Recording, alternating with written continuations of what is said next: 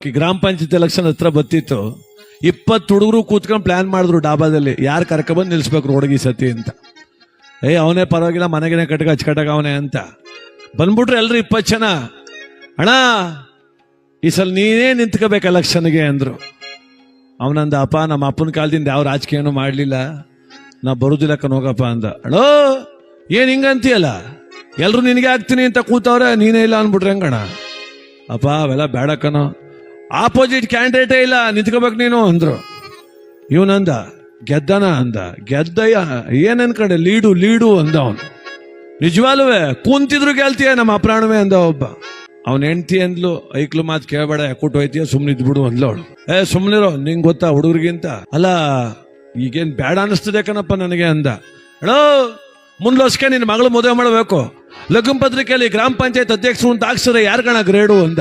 ನಿಜ ಅಲ್ವಾ ಅಂದ. ಗೆಲ್ತೀನಲ್ವೇ, ಕೂಂತಿದ್ರು ಗೆಲ್ತೀಯ ಬಾ ಅಂತ ಕರ್ಕೊಂಡು.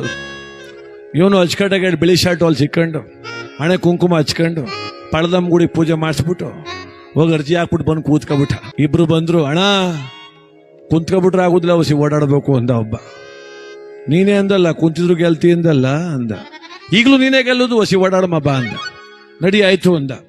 ಅಣ್ಣ ಇಬ್ಬರೇ ಹೋದ್ರೆ ಆದದಣ್ಣ, ಜೊತೆಗೊಂದು 20 ಜನ ಐಕ್ಳು ಪಾಂಪ್ಲೆಸ್ ಹಿಡ್ಕೊ ಬರೋದು ಬೇಡವೇ ಅಂದ.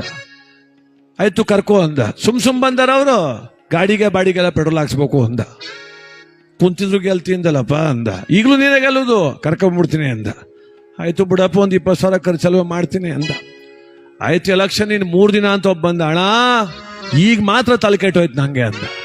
ಯಾಕಪ್ಪ ಅಂದ. ಏನಣ್ಣ ಅವರು ಆಲೆ ಮನೆ ತಾವ್ ಬಿರಿಯಾನಿ ಮಾಡ್ತಾವ್ರೆ ಅಂದ. ನಾವೇನ್ಲ ಮಾಡಮ್ಮ ಅಂದ. ನಾವು ಮಟನ್ ಬಿರಿಯಾನಿ ಮಾಡ್ಸೋಕಿಲ್ವಣ, ಕುಂತಿದ್ರು ಗೆಲ್ತಿ ಅಂದಲ್ಲಪ್ಪ ಅಂದ. ಈಗಲೂ ನೀನೇ ಗೆಲ್ಲೋದು, ಒಂಚೂರು ಖರ್ಚು ಮಾಡ್ಬೇಕು ಅಂದ.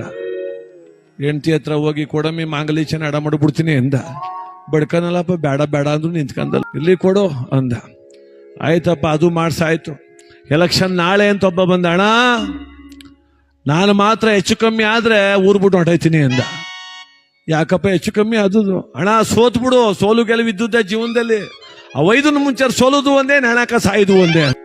ಇನ್ನು ಓಟೆ ನಡಿಲಿಲ್ಲ, ಆಲೆ ನೀನೇ ಸೋಲ್ಸಕ್ ನಿಂತಿದೀಯಲ್ಲ ಅಂದ. ಹಂಗಲ್ಲ ಕಣಣ, ನಾನು ಸತ್ವಾಲ್ ಹಿಂಗ್ ಮಾಡ್ತಾರೆ ಅನ್ಕೊಂಡಿಲ್ಲ ಕಣಣ. ಏನ್ ಮಾಡ್ತಾವ್ರೆ ಗೊತ್ತಣ, ಮನೆಗೆ 3 ಸಾವಿರ ಹಂಚಾರಂತೆ ಕಣಣ ಅಂದ. ಈಗ ನಾನೆಲ್ಲ ಮಾಡಣೆ ಅಂದ. ನಾವು 4 ಹಂಚ್ಬೇಕಲ್ವಣ ಅಂದ. ಕುಂತಿದ್ರು ಗೆಲ್ತೀನಿ, ಕರ್ಕ ಬಂದ್ರಲ್ಲಪ್ಪ ನಿಮ್ ಮನಕೈನಾಗೂರ.